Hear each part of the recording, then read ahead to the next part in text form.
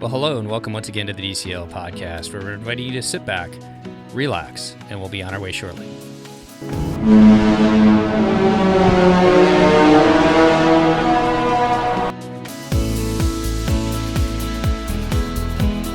Hey folks, it's Steve. I wanted to give you a heads up as we jump into this show. We recorded this show and quite a few shows here coming out in the next couple weeks quite a while ago. Today's April 15th, 2020, and as you know, we're kind of in the middle of the pandemic and the ships aren't sailing right now, but I think that you guys will all enjoy these shows as we take a look back at some just amazing sailings that some of our guests had on Disney Cruise Line before the ship stopped sailing. And we all hope here at the DCL podcast and pretty much everywhere, all of us that are DCL fans, that the ships will begin sailing soon. So sit back and enjoy this episode as we set sail along the Pacific coast on the beautiful Disney Wonder. Well, welcome back to the DCL podcast, your podcast to help you and your family cruise a little smarter. And I'd like to welcome back to the show one of our co-hosts, Chris Bright from LA. How you doing today, Chris?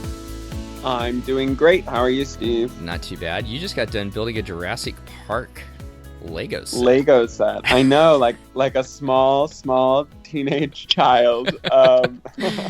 Yeah, I was in the hospital for like an emergency surgery. Don't worry, I'm fine. And during my recovery, I wanted something like active that I could do but still be recovering. So I built a literal like 3,000 or 4,000 piece Jurassic Park set, and I love it.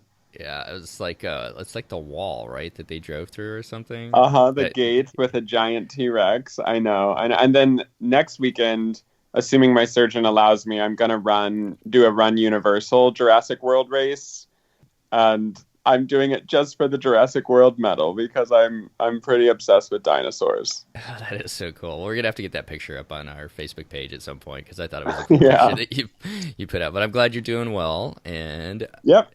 We will jump into today's topic. I love doing these. Well, I like doing all our shows, to be honest. But I love it when we get somebody on who has just sailed on their first Disney Cruise Line sailing. And I'd like to welcome to the show today, Mandy from Fresno. How are you doing today, Mandy? I'm great. So glad to be here talking to you and Chris. So excited. It's so fun to have your first time experience. Had you been on other cruise ships?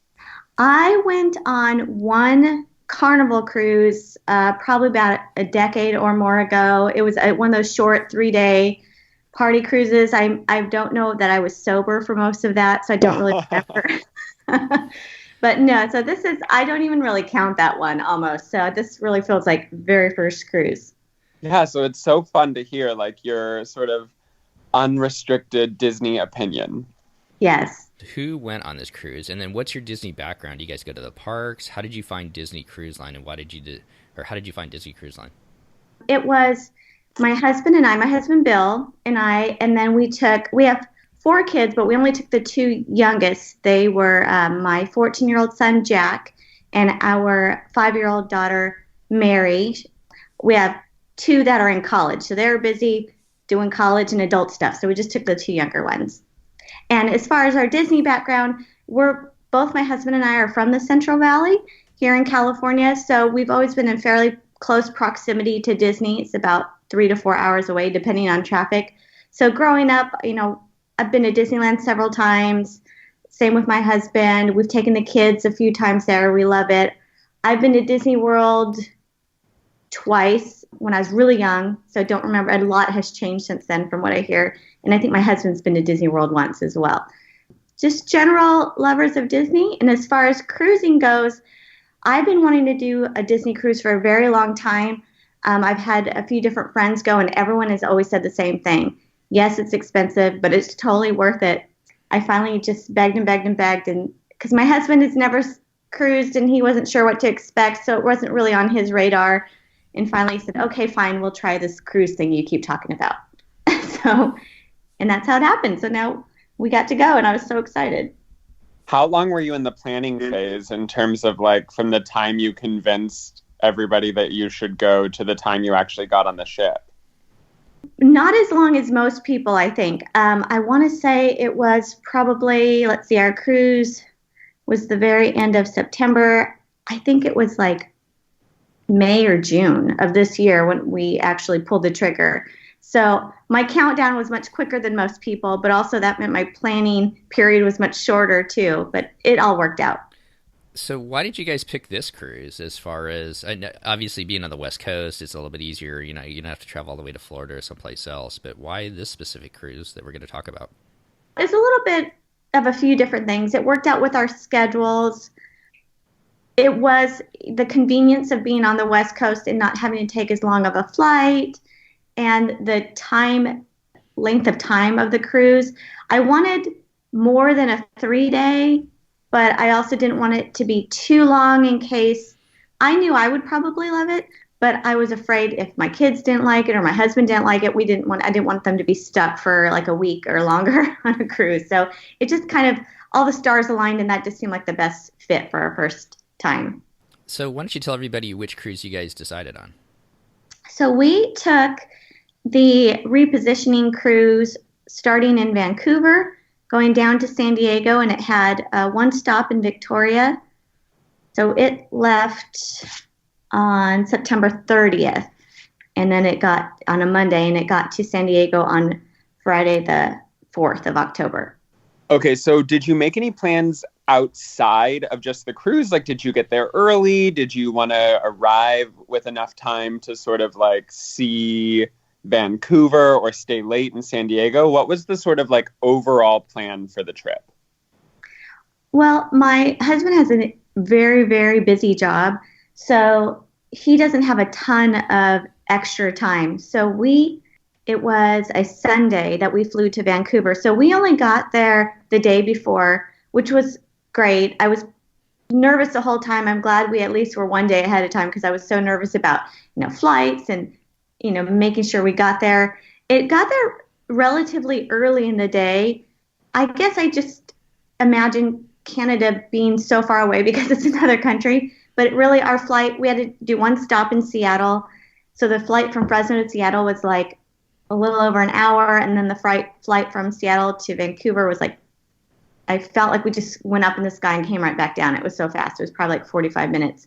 So it was a very quick flight. We were actually in Vancouver by like 10:30 in the morning, which was great. So we spent the day in Vancouver. We didn't do a ton. It was actually very cold. We just happened to hit like an unseasonably cold front while we were there. So we were bundled up. Also, we're kind of whiny here in California, I think, with weather. If it's like below 80, I'm like, oh my gosh, get out my parka. It's so cold. I know. We don't really have thick skin here. No, I'm such a baby about weather. I'm like, oh, it's 65. It's freezing. Yeah, I love it when you go down to Disneyland. It's like 50 degrees at night, and everybody's got their North Face jackets on, like they're going on some kind of Arctic expedition. Exactly. Got my Uggs on, 3 layers of clothes. Spoiled. So what did you guys do while you were in Vancouver then? Did you just kind of walked around, and where did you stay? Did you stay right downtown? We did. We stayed right across the street from the port at the Fairmont waterfront, which was really nice. Great hotel, super close. I'm going to back up a little bit because I don't know, maybe some listeners might come across some flight issues. We actually didn't have any, but so Jack, my 14-year-old son, is only my son. That's my husband's stepson. So I had to because we were flying out of the country, I had to get special permission for that. So I had to get a notarized letter from his dad. I also had to get another notarized letter to make sure that for the flight and then one for the cruise itself. We actually never were asked for anything, but I was paranoid the whole time that I was going to go in some sort of jail because they were going to think I was stealing my son to another country. I was so panicked the whole time because everyone kept saying, well, make sure you've got all your documents. He has a different last name and he's, you're going to another country. So a few people just, I think, freaked me out a little bit. But with that said, I am glad we went very prepared for that just in case. Because I will say when we would go through security, they would actually ask my son a few extra questions because of his last name being different. Like, who are these people you're with and how do you know them and things like that. So anyway, that part of it actually ended up being totally fine. We flew into Vancouver. We actually decided to try the train they have, and I'm all of a sudden drawing a blank on the name. Is it like SkyTrain or no? It is the SkyTrain that takes you downtown. Oh, it is? Yeah. So we did, and that made me a little nervous too because of all of our luggage. but it actually was totally fine, very quick and easy. So I do recommend that to anyone who wants to go. Don't be afraid of it. It was totally fine.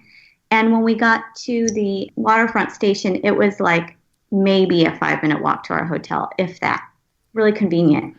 Yeah, Vancouver's like a very walkable city. When we were there, we found that we basically didn't need transportation except for that train from the airport, because everything once you're there is pretty walkable. Did you all like do any city tours, just foot walking, things like that? Yep, just foot walking. So when we got to the hotel, actually, our room was ready. So we got to go right into our room, drop off all of our stuff. We had lunch actually at the hotel, which was way too expensive, but it was good. Just because we were starving by the time we got there. So it's just like, oh, just a quick lunch. We did walk across the street, went and checked out the port. Again, because I think of my anxiety, I just wanted to make sure I knew where things were and I was ready for the next day and I didn't want to be lost for an hour. So we walked around that. It was so pretty. We walked around the little downtown area and walked into shops. And we mostly just spent a very just laid back day of just kind of walking and eating and hanging out and just kind of, we went to bed really early so we'd be nice and rested for the next day. So it was just a great relaxing day. Well, let's turn to the cruise itself. So it leaves at a Canada Place, which is right across. There's 2 hotels, like you said, the Fairmont Waterfront, and then the Pan Pacific Great hotels where you can walk right across the street.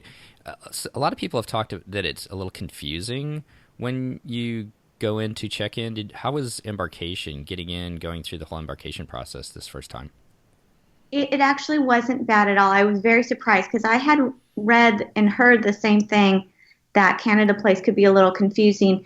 There was another cruise ship. So I'll back up 1 second. So we were on the Wonder and it was in dry dock right before our cruise.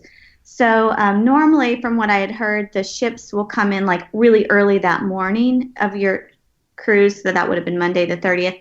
But because it was in dry dock, it actually came in that afternoon on Sunday, the day before. And I joined one of those Facebook groups for our cruise. And somebody in our Facebook group was live streaming it as it was coming in. So I ditched my husband and kids and I ran out of our room because we actually did have a view of the port, but we had the wrong side. It was the other side where the ship, you couldn't see the ship. So I ran out there and took all kinds of photos of the ship coming in. So it was really neat to see it. So I was there the whole evening and overnight. But the next day when we went in, our port arrival time was noon. We got there probably like 5 minutes, maybe 5-10 minutes early. There was, I think, a Norwegian I can't remember the other cruise line, but there was another cruise line there. So they had one entrance they were getting shuffled into. And then we had, it's almost like a fork in the road. They had them go one direction and then we went the other direction to the Disney cruise. We went right up and checked in. And then they sent us into the next room to board and we were immediately boarded. The whole process was like 30 minutes. I was so surprised actually because everyone said how confusing it would be. Did you all do just carry-on since it was a shorter cruise, or did you have quite a bit of luggage? How was the sort of like luggage part? The Fairmont was really good about, because they're across the street, I'm sure they cater to tons of cruisers. So we were able to leave. We did have big suitcases because, again, my anxiety caused me to overpack quite a bit. So they took our suitcases. I made sure we each had a backpack with carry-on items, but our suitcases we got to leave at the hotel. They picked them up that morning for us, and then the next time we saw them was in our room. So that was really nice. They just took it all across the street and took care of it for us. Wow, that's a great service. That would maybe even for people like you or I who tend to overpack, that would make it almost even worth it to stay in that hotel. I feel like Steve can fit all of his stuff in a little fanny pack and just go. But I'm always like, even on our 4-day cruise, we had 2 bags each. Oh yeah, I had a ton, and plus, I brought a little princess with me, so we had dresses and the whole shebang. So yeah, I definitely had quite a bit. I felt like I was in like 1905 with my trunk of my entire household with me. Your steamer trunk on your Yes. adventure. Yeah, Just like the opening of Titanic. exactly. Except we made it. We all survived. Well, you guys get through you get through the check-in process and everything like that. Tell us about what your thoughts were as you guys first step on the Disney Wonder. What did you think of the ship? So I was like shaking with excitement. I have probably like clocked 800 hours of YouTube videos and podcasts before going. My husband and both kids, well, we didn't tell our daughter till like the day before, but even my son, he was excited, but he's kind of a regular teenager where he's just like, yeah, that's cool, Mom, whatever. Like, we'll see the ship when we get there. I'm the one that was like, I'm so excited. I was like jumping out of my skin. And you know how I mentioned my son has a different last name. So I wasn't quite sure what to say when we got up to the front and they asked for our family name. So I said we're the Skellington family. That way we all had the same last name. And that was fun because that's our Halloween/Christmas decorations at our house every year is Nightmare Before Christmas. So we just kind of incorporated that. But as soon as we walked in, I was just like a big sigh, and it was just like, oh, I'm home. I love it already. It had been like 2 seconds on the ship, and I was already like, I'm never getting off. That's awesome. So this was the first cruise right after the Wonder's most recent dry dock, right? Yes. Okay. One, I feel like dry dock is like Christmas morning. Every time one of those ships goes on dry dock, I'm like scouring the internet for pictures just to see like what updates it's had, what looks better. But this was your first time on any Disney ship. So right. Even after the dry dock, it would have looked the same for you. But did you notice anything? Like, were there still construction workers, or was there anything that felt like, oh, they were still rushing to get it done? Or did the ship sort of sparkle? I felt like it was completely done. I did, because of all those videos I watched, I had a pretty good idea of what it looked like before, like the areas that they had changed. As far as workers, what's funny that you mentioned that the night before when the ship had come in, it looked like full of people. And I thought, well, why is it so full of people? I thought it was in dry dock, but then because I could see people on the balconies looking out. And then I realized after talking to a few people that it was all the people that had been working on all the refurbishments and the reimagination that they did. So I think a lot of those people got off and then probably left from Vancouver.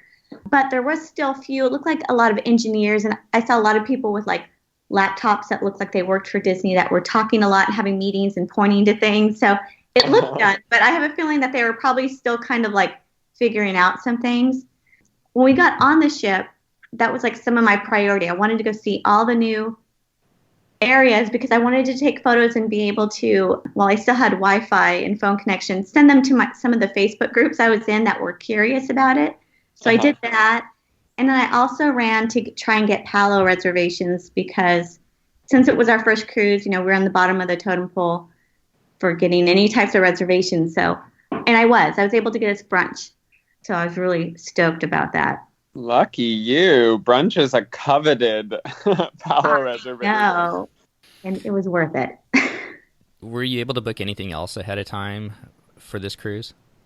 So ahead of time, we were able to get the Frozen Gathering and Princess Gathering meet and greets.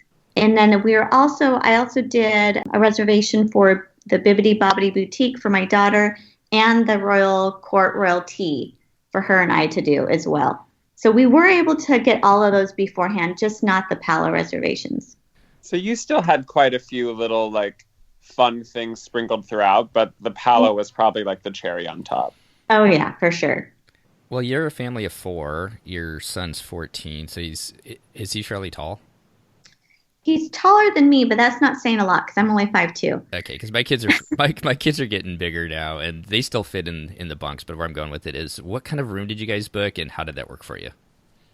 So we ended up doing 2 rooms that were connecting. In addition to having my son, I'm small, but I snore like an 800-pound bear. So it's nice to have, like, for all of us to get good sleep, to be separate like that. So me and my son snores too. So he and I stayed in one room, and then my daughter and my husband stayed in another. Although our reservations were flip-flopped. My husband and my son were on the one reservation, and my daughter and I were on the other. And then the kids ended up wanting to sleep differently. So that I just had to make sure ahead of time and with all the kids clubs because I don't know if some listeners are aware that, and I found this out all in my planning, that it doesn't matter if you're the parent of a child, if they're not in your same room, you have to fill out additional paperwork to allow the other parent in the other room to check your child in and out, to take them on and off the ship. So I had to make sure that we were covered no matter what, that all the kids were, both my husband and I were able to take both kids in and out of kids club. Although my 14-year-old, I basically never saw him on the trip. He left in the morning and came home like at midnight. So. Really? Like he made friends and like did his thing? Oh yeah, he loved it. There was not a ton of kids, I will say, on this trip, at least not his age. I think he said like there was only about 8 teenagers that ever went to the kids club. And I think part of that is because we did take him out of school. So school was in session during this time. It was just the only thing that worked for my husband's job. So we thought, you know what, the family memories are more important than that 1 week of school he's going to miss. I think that kept a lot of kids away, though. So that was the only downside for that for him. I can't remember, as a 14-year-old, which kids club are you going into? It's Vibe or Edge or Vibe, so right? That magic year where he could have done either one. It's the 1 year that overlaps. Okay. So he made friends. He did. He ended up going to the older one. That's Vibe. Yeah. So he did Vibe the majority of the time. What did he? So the Vibe was the one that they redid in the dry dock on the Wonder. What did he have to say about the actual club itself? He liked it. I thought it was really neat too. I saw the pictures before of what it looked like, and it felt like just a little more modern now and a little cleaner and less kind of cluttery. And most of the time, he said that the actual club itself ended up being kind of more of a home base for the kids. Like they would meet up there, but they rarely stayed there. Then they'd go and do things around the ship together. He said they did do a lot of, they had group activities there, but he said even the counselors felt kind of like friends too, and the counselors just kind of let them lead and decide. Since it was also a very small group, I think they just kind of like had their run of the ship, basically. I think it takes a lot of skill for those counselors because, high school age is just like hard, and you would feel weird if the counselors were like, hey, everyone, we're going to do a bunch of organized activities for the next 12 hours. Like, yeah. I think the counselors playing that more like, hey, I'm your friend and I'm here to like have fun with you makes it feel more accessible to high schoolers. And then, the junior high and the elementary age and even the younger ones, they need a bit more of that super sloppy science, super organized vibe. Exactly. And yeah, hats off to them. They're fantastic. I could not do that job at all, but they are great because the kids love them. You could tell it was like they had fun all the time. It was genuine. It was nice. That's so cool. And I like to hear the fact that just because there was a smaller number, that they kind of let the kids kind of run with what they wanted to do that week. I'm sure they kind of gave them some options. Hey, these are some of the things that we could do. What do you guys want to do? And I think that's kind of cool that they kind of let them set the kind of tone for their cruise. Yeah, exactly. It was fantastic. But on the other end of the spectrum, you had, a 5-year-old? Yes. What was her experience like? She loved it too. For the most part, she's a pretty social kid already. So I know that some kids just aren't and won't enjoy it no matter how many fun things are going on. She's very social. She likes to be in the mix. She has major FOMO herself already at 5 years old. She's got to do it all. She gets it from me. So we went in the first day during the open house, and she just loved, it's themed so well, and there's so many different areas. It's huge.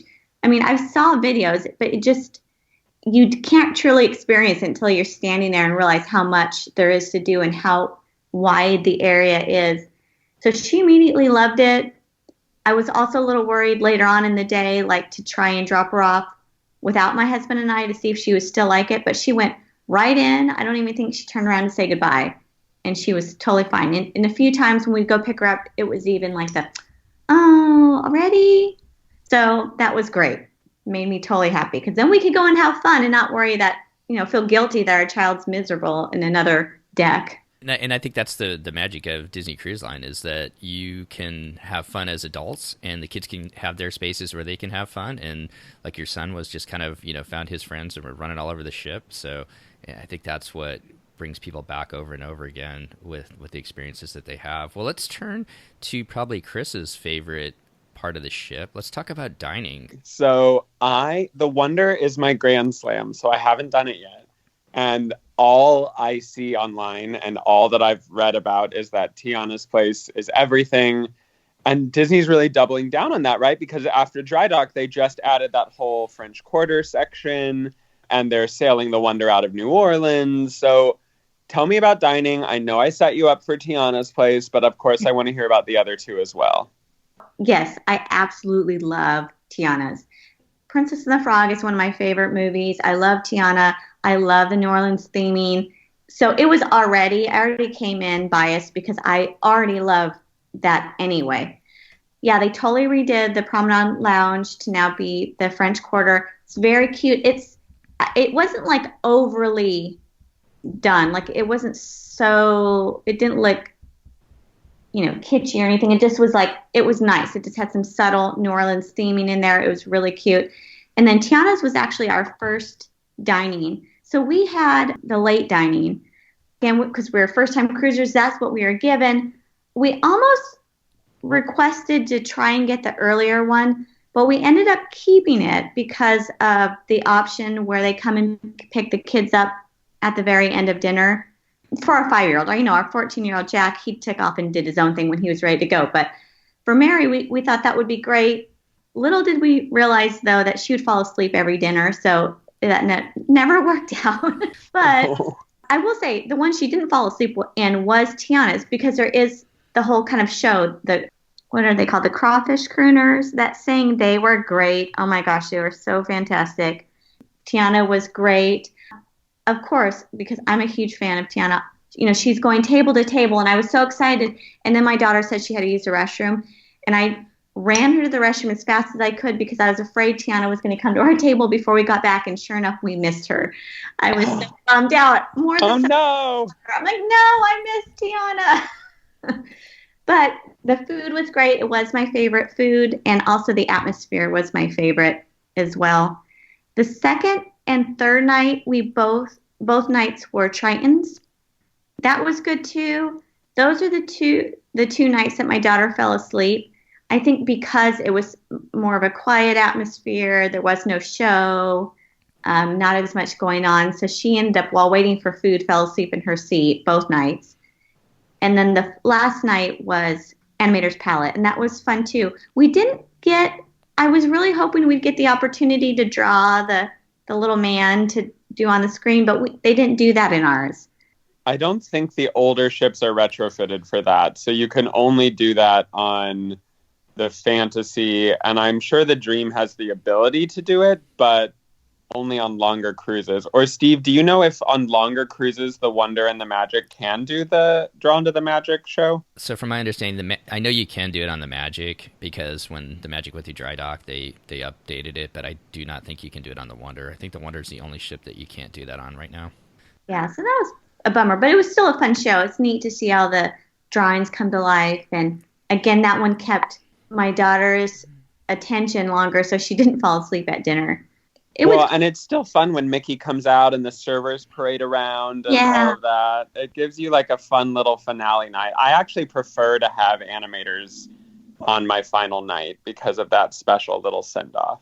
Yes. So full disclosure, I totally cried at the end of that because it was a great show and because I knew it was our last night and I was like, oh, it was such a great way to leave the ship. My poor husband and kids just thought I was an insane woman this entire trip because I was so excited. I acted like I was the kid out of the entire group. Sounds like you and I are the same person. Yes, I think so. I cried too. It's just all emotional, and Sorcerer Mickey's my favorite. I know. It was, my heart was thumping. I was so excited. Yeah. That is a great ending. I get it. It puts a chill up my spine every time you get a chance to see it. So let's talk a little bit about Brunch at Pala. What were your thoughts there? That food is delicious. Now, I have to say, the other restaurants, I enjoyed them. I enjoyed the atmosphere. The food was okay. But with that said, how I mentioned about Californians being spoiled, I think we're also spoiled when it comes to food because we have such a diverse cultures here and such really good quality, unique cuisine that I'm used to very, very good food. So I've heard this on I think maybe in your podcast and other people talking about it, how people kind of say that the dining is very much like a wedding banquet. You know, everything's made in mass and brought out. And so sometimes it's not super hot and sometimes it's just a little, not really that customizable. It was okay, just not the greatest. But Palo was night and day difference. It was so good. And it was nice for my husband and I to get like a nice kind of date together. And I love buffets and things when the food's really tiny and appetizer size. So it was really nice to try all the things. Our server was so fantastic. And I'm all of a sudden drawing a blank on his name. He was from India, but his name sounded Italian. It was like Marcelino or something similar to that. But he was great. So service was fantastic. The food was great. We were like busting out of the seams and he was still trying to feed us more food. We're like, that sounds like Palo. They're always trying to give you a little bit more. Yeah, we were, pointing out different things that we liked on the menu. And I said, yeah, we're going to get these to you. He goes, well, good, because I was going to bring it to you anyway, even if you didn't order it. That was like the entire time. I was going to bring it to you anyway. So he kept bringing us things, and it was so good. What day did you guys do that on? You've got the one port day at Victoria. Did you do it on a sea day? We did. We did it on Thursday. That morning, we did that in the morning, and then that afternoon is when my daughter had the Bibbidi Bobbidi Boutique and the Royal Court Royal Tea. So I did have to kind of rush a little bit from when I was done with Palo. I had to go run and go get my daughter and go run her over to the boutique. But it worked out good, though. We still were able to make everything on time. And then for the Royal Tea, they bring you little, like, sandwiches and stuff, right? Oh, yeah, I couldn't eat it all. You were like, okay, I need a break from all these little tiny foods. Yeah, I was like, I just need to take a nap under the table for a minute. I'll be right back. So we haven't talked about Bibbidi Bobbidi Boutique too much. What was your daughter's experience there before you guys went to Royal Tea? What a great way to do that, to get her all dressed up as a princess and then head over to tea. Yeah, she loved it. So that is one of her favorite things to do, is to get all made up and have her hair done. And that's the only time she sits still and is completely silent, is when she's getting pampered on. She's the kid that loves to get face painting at festivals and things like that. So she really, really enjoyed it. I mean, she just lit up. And of course, the fairy godmothers in training were great. And, they really make the kids feel super special. They just, make such a big spectacle over how cute they look. And it's very magical. So she was just on cloud nine, just prancing out of there on her way to the tea. And then what did they do during the Royal Tea? Because we haven't talked about that yet either for people. So it is pricey. I will start with that. But I was actually very impressed. Throughout the whole cruise, I was impressed how well they have everything just kind of scheduled out. And it's just, they do it with such finesse. There's no hiccups. It's just, it flows very quickly, but you still get a lot into it. So you line up and each girl is announced individually, so they get their own little grand entrance into it. It took place in Triton's place. So, as we're waiting in line, we're in the atrium with all these little princesses in line. And one by one, they're welcomed in, and it's a very formal announcement. And then they show us to our seat. And we were seated, it was my daughter and I, and then we were seated with another little girl and her parents. It's just very formal that they have kind of your host and hostess. Oh, I forget it was like Lady Chamomile, and I can't remember the man's name. He was like a chef with a big mustache. Then they bring the tea out. It's very formal. They have formal waiters and waitresses, very dolled up. Everyone gets to pick their tea, and it's loose tea, so it's done very formally. And then they bring out the finger foods. And during all this, they bring out one princess at a time. There was Belle, there was Ariel, and then Cinderella. And they do one at a time, and they come out, and then each one of the princesses come to each table and say hello to the girls and take pictures with them. Oh, and actually I forgot, when we first got there, at our seat waiting there was a jewelry box with a charm bracelet and a charm necklace in it, and a not full size, kind of like American Doll size Cinderella, very good quality. That was sitting on my daughter's chair. Each of the girls got one of those. Would you have gotten to choose a different princess, or it was Cinderella for everyone? It was Cinderella for everyone. I wish they would have let us pick different ones. She liked it, though. She didn't have a Cinderella one, so she was happy with that. But it made me think, like, in the future, if we ever wanted to do that again, I don't know if we'd ever do it again, but if we did, then she'd end up with two of the same dolls. It sounds like they do that Cinderella doll every time. So just looking on the website, it does signify that it's a Cinderella doll, so they may not change that up. But they also do, if your son wanted to go, and not your specific son being 14, but if somebody has a son that would want to go, they give him kind of a sword and shield and an autograph book and Duffy the Disney Bear plush. I guess you get Duffy for some reason. Oh. But yeah, so it looks like, it sounds like it's just a Cinderella doll. Is the jewelry like appropriate for a 5-year-old, or is it too big? It was actually perfect. It was a small little bracelet, and like I said, there were charms on it, and same thing with the necklace. And one neat thing is, as each new Cinderella was announced and they came through and said hello to each girl, they also gave them a new charm to add to their bracelet or necklace, whichever one they wanted to put it on. So by the end, she had basically a full charm bracelet.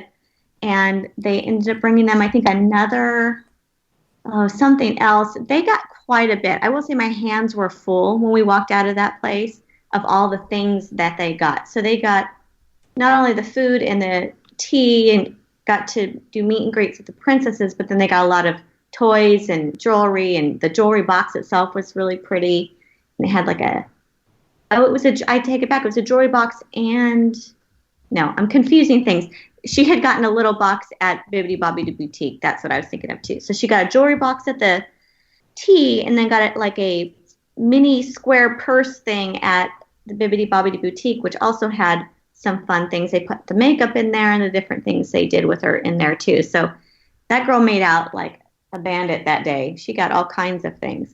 Well, and that's so special that each princess gives you a charm, because then it feels like you got like a little gift from a real live Disney princess. Oh, yeah. It was very magical. And then at the very end, each girl gets to do a photo with all three at the same time.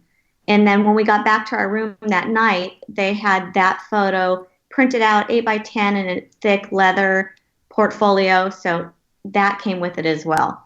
So it was expensive, but you got a lot for what the price was. Yeah, the price, every time I look at it, and we don't have any kids yet, so, we don't have an excuse to go do this. But every time I look at it, I'm like, wow, that's expensive. But I'm also like, hearing you describe it, I don't know. It sounds like it's probably worth doing once, especially if they're that right age of like 5 years old. Yeah.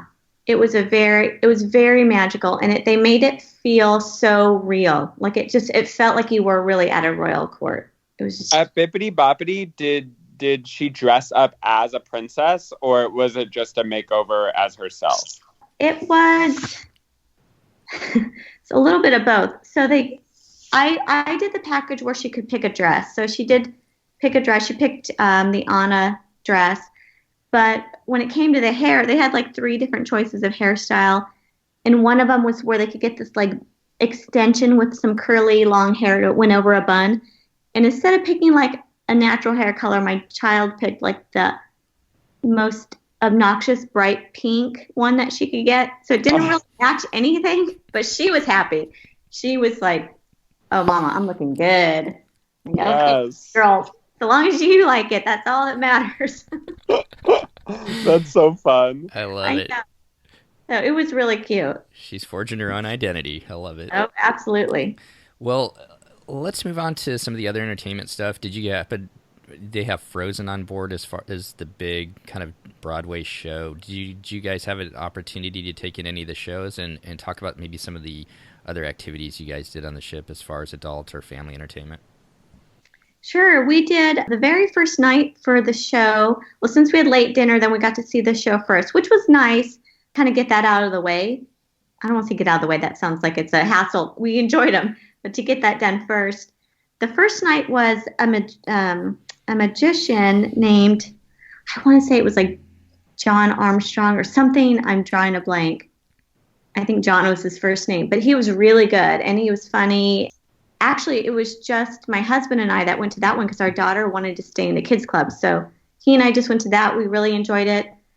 The next night, I believe was, I'm probably going to get them all out of order. Frozen was one night. That was awesome. We had seen the Frozen one at Disney's California Adventure, like the first year it came out after they did away with Aladdin.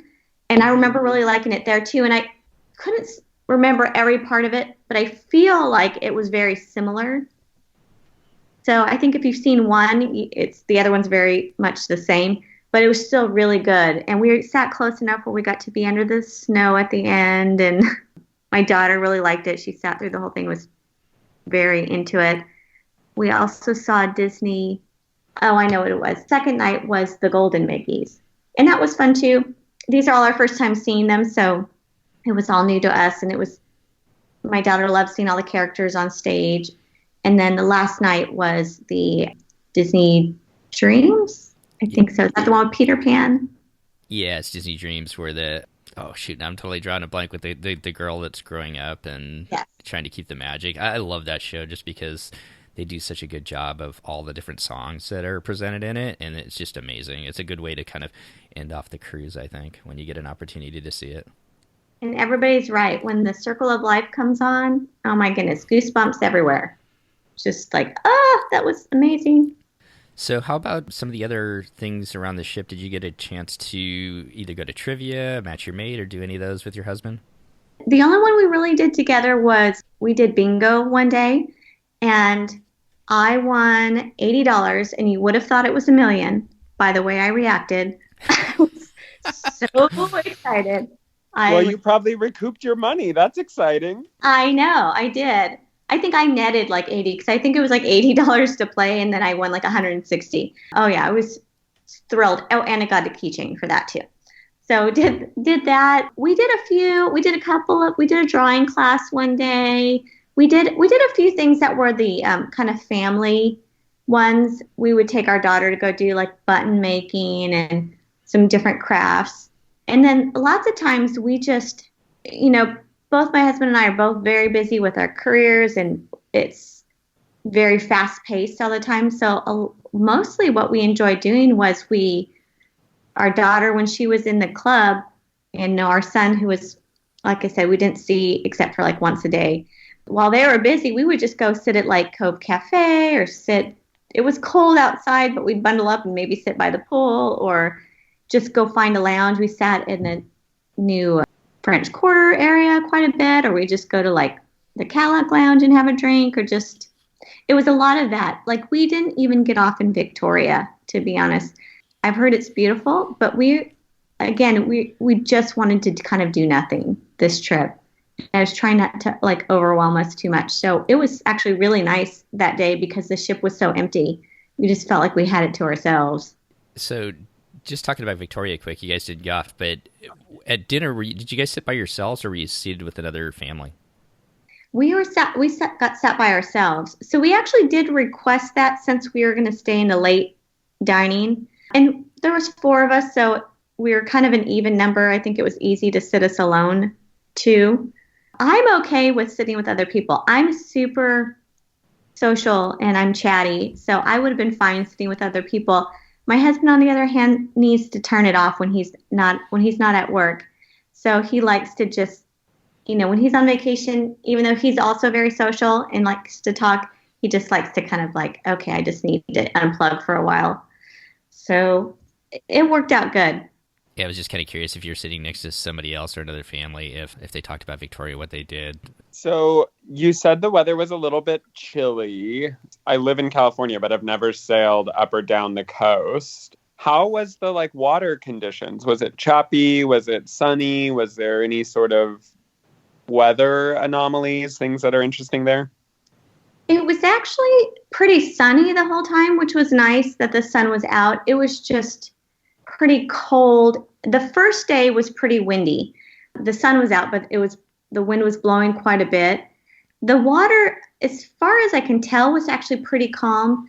Now, I was very nervous about getting seasick because I am the person that I have to drive when we're in the mountains because I get car sick from the curves. I get nauseous if you look at me funny. So I was really nervous about that. So I started taking Bonine 2 days in advance. And I had a little bit of trouble. I actually never got really nauseous on the ship, but I did get dizzy. There were a few times where I forget which deck it is. I think it's deck 4 maybe, where when you're walking by the portholes, you're almost eye level to the water. Mm-hmm. And when we would go by and I would see the water going by so quickly, like when we were out at sea, it would make me really dizzy. And so I got to the point where when we'd walk by those portholes, I'd have to put my hand up on the side of my face to like block the view so I wouldn't see it because I would get really dizzy.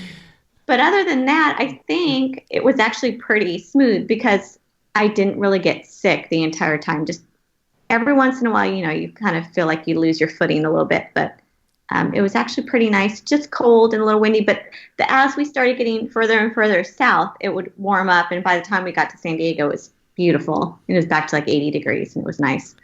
What kind of staterooms did you say you booked? 2 veranda rooms or 2 windows or? Yeah, it was verandas actually. So we did do veranda.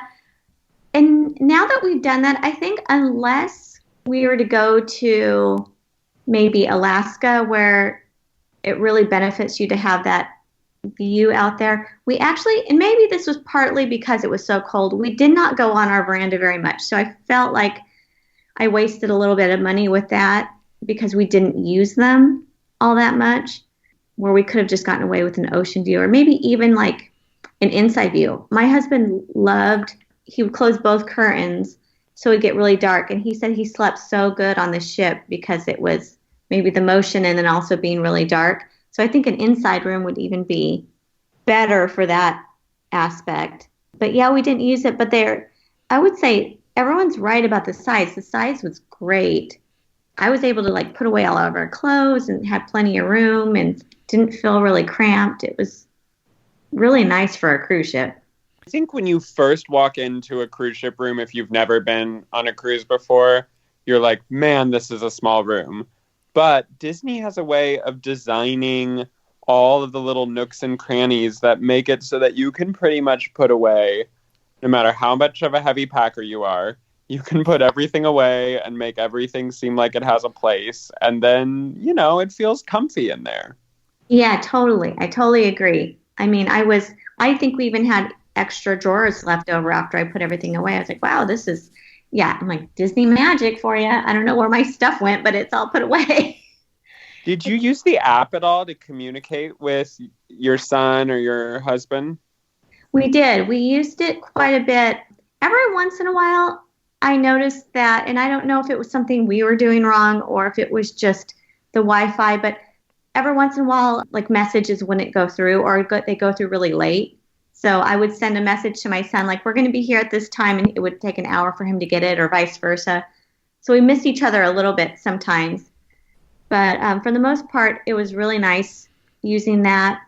It was nice to be able to almost have that forced disconnection to the internet and the real world. I did do the free package the first day, but for the most part, I didn't have to use it. Every once in a while, I log in just to double check because I did have two kids. Even though my older 2 are adults and out on their own, I still worry about them. So I would want to check and make sure there was no emergencies with them. But yeah, other than that, it was pretty nice just having just the onboard messaging. Something that's happened to us twice now is we fat fingered when you go to connect to the internet. Just be careful for everybody out there when you go on the app. There's also, it'll come up, it'll say guest, I think, internet, and then it'll say crew internet. And twice now, my son and I have fat fingered it and accidentally hit the crew one. And then you've got to go back and clear it because then the messages won't go through. But your phone will connect to it, but your messages won't go through. So just for everybody out there, just be careful when you don't be like me. That's very possible that we were doing something like that. Like I said, I put it beyond that it was just user error in what we were doing. But it was nice. Yeah, we had a lot better. It really worked well for us on the last one we did, and I think this cruise, having a window, an ocean view is like the perfect cruise to have the ocean view if you want that light to come in versus the veranda. Because other than sailing out of Vancouver into San Diego, you're really not seeing too much. So maybe a good cruise to, if you want to save a little bit of money, skip the balcony this time and get up on deck 4 or up on the upper decks as you sail in into and out of the different cities to catch it. Right. Agreed. So you guys finish off in San Diego. How was disembarkation, and did you guys have plans in San Diego? We got in on a Friday, and we wanted to have kind of the weekend back at home to recuperate before having to go back to school and work on Monday. So we just flew back to Fresno.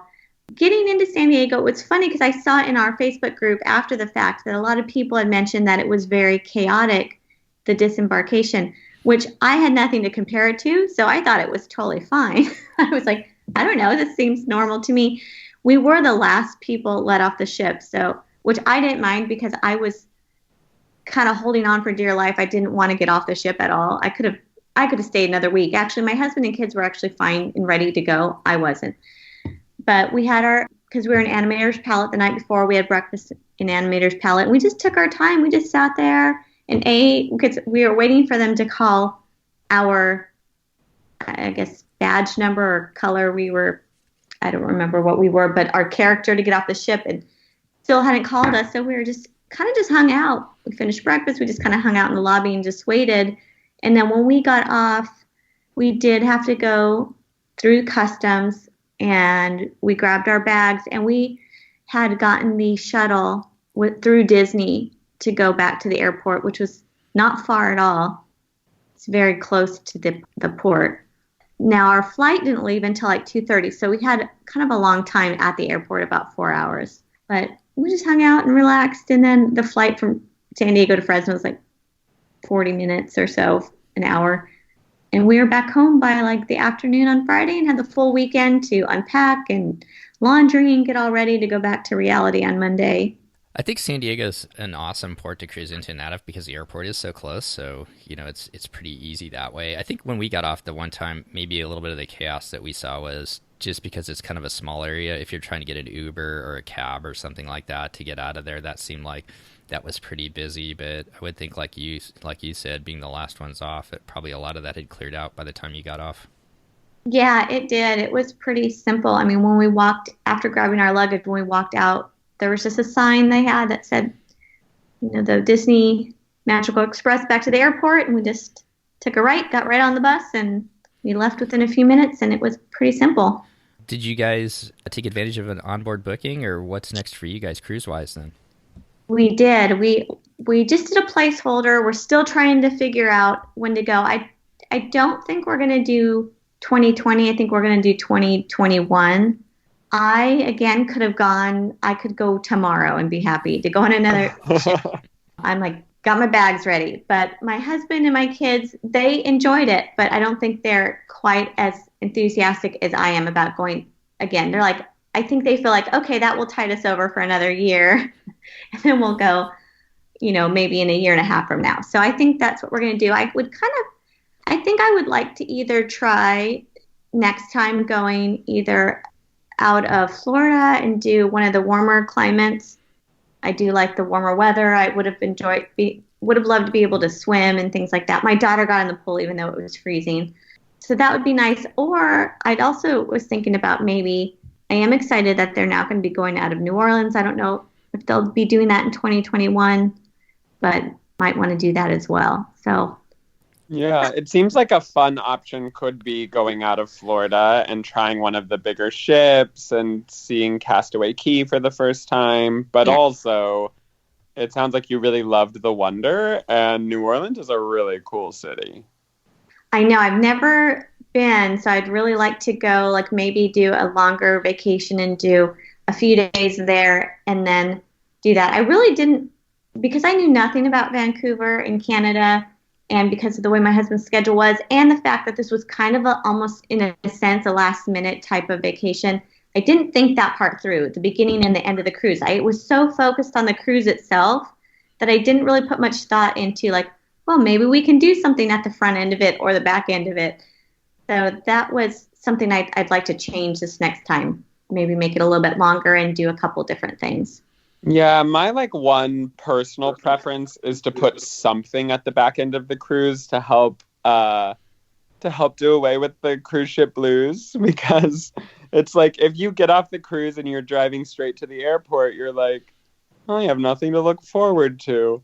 But if you get off the cruise and you go to like Kennedy Space Center, or you go to like Disney World for that day, or Disney Springs, or just do something, it at least feels like you're sort of stepping your way down from the like sheer joy and excitement of being on the cruise. That's a great idea, because I think I cried to the airport, at the airport, on the flight home, when I walked in my house. Oh no.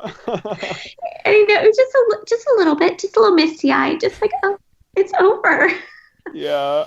Well, I'm excited for you to try Castaway Cay. I can't wait to hear what you think of that, because that's like quintessential Disney Cruise Line, but you can only do it in certain port, or if you leave out of certain ports. Yeah. So that is, I think, probably on my highest priority for the next one, is to go to one that will go to Castaway Cay, or maybe even do a double dip in Castaway Cay. That would be great. So fun. You'll see Christy on that one for sure. Christy lives there. So they do sail out of, the Wonder will be sailing out of New Orleans in 2020 and 2021, and you can go all the way to Castaway Cay on a 7-night sailing on the Wonder out of New Orleans, if that fits your guys' schedule. Ooh, I'll have to look that one up. So as we kind of finish up, being your first time cruise with Disney Cruise Line, what advice would you give other families that are looking at cruising for the first time with Disney Cruise Line? What are some of the things that you would recommend for them? Oh gosh, that's such a hard one. Number one is just do it. If you're on the fence, just go, because you won't regret it. It was just one of my favorite vacations of all time. I think that, it's hard, because I think it's a vacation you can truly tailor to whatever your likes are. What I really enjoyed about it was that it kind of had something for all of us, especially in every vacation we go on, there's always someone that's miserable. Either the parents are miserable because it's too kid-centered, or the kids are miserable because it's too adult-centered, or it's too much for the teenager, not enough for the little one, or vice versa. And in this instance, there was something for all of us. My teenager was happy. My 5-year-old was happy. My husband got to do a lot of nothing, and I got to do a lot of everything else. So it was great. The very last night, he went to bed and I went and did 80s karaoke and danced and had such a great time. So, that's what's great. So for any first-time cruisers, just know that going in, that you can just do as much as you want, as little as you want, and just know that, gosh, I just want to say just go. That's all that's how much I loved it. You just need to go and experience it. And don't be afraid to think that, it's Disney, it's going to be all about the kids, because it's definitely not. There's so much for adults on there, too. It's fantastic. That's so true. Yeah, well said. That's why we keep going back, and I think that's why you kind of go back, too, as well, right, Chris? You get a little bit of everything. Yeah, I feel like it's literally the vacation for the pickiest of families. Absolutely. That needs to be their tagline. Yeah, I mean, everything you just said could be in a commercial, because that's exactly true. It's literally something for everybody, and everybody leaves feeling like they got to do something once in a lifetime. Absolutely. Well, as we finish up here, Mandy, we want to thank you once again for coming on and sharing your and your family's experiences. And I hope it's sooner than later than that 1-year hiatus that you get back on that Disney ship. And when you do, please let us know. And we'd love to have you come back on and hear all about it. Absolutely. I would love it. I can't wait for my next one. And I might try and push that forward into 2020 instead of 2021. Well, all the best. And we will talk to you when you get off that next cruise ship. Thanks again, Mandy. All right. Thanks, Steve. Thanks, Chris. Thank you. It's so good to meet you. You too. Well, that's going to wrap up our show today. Once again, I'd really like to thank Mandy for coming on and sharing her and her family's experiences as they sailed for the first time on Disney Cruise Line on the beautiful Disney Wonder out of Vancouver down to San Diego. It is April 15th, 2020, and if you're not on Facebook or Instagram, we kind of encourage you to go over there. We're running a contest based on Chris and Seth's last cruise when they went on their Star Wars Day at Sea, episode 140. Go ahead and take a listen to episode 140 and then come on over to Facebook or to Instagram, and you'll find 3 questions which you can answer based on that episode and have a chance to win a Star Wars Day at Sea banner that was donated by one of our friends of the show. Really do appreciate that. So if you want to have a little bit of fun with us, go ahead and do that. You'll find all the information to get into that contest once again at our Facebook page at DCL Podcast or DCL_podcast over at Instagram. Well, we'd like to thank all of you for coming back and taking a listen each and every week. If you have a chance to, we'd love it if you would go over and leave us a iTunes review or Apple Podcast review. That helps us get the show known a little bit better in the podcasting and the Disney Cruise Line community. Well, between now and our next show, we want to wish all of you just the best out there. Be safe, everyone. And Chris, Christy, and I, Steve, all look forward to sometime soon here getting out of quarantining and adventuring around the world once again with either DCL, Disney Cruise Line, Adventures by Disney, or lacing up those shoes and experiencing a Run Disney event. Once again, be well, and we'll see you next time on the DCL Podcast. The DCL Podcast is not affiliated with the Disney Cruise Line, Walt Disney Company, Adventures by Disney, or Run Disney. All of the opinions expressed on our shows are those of the hosts and the guests who appear on the show. If you have any questions about any of these products, please contact the Walt Disney Company.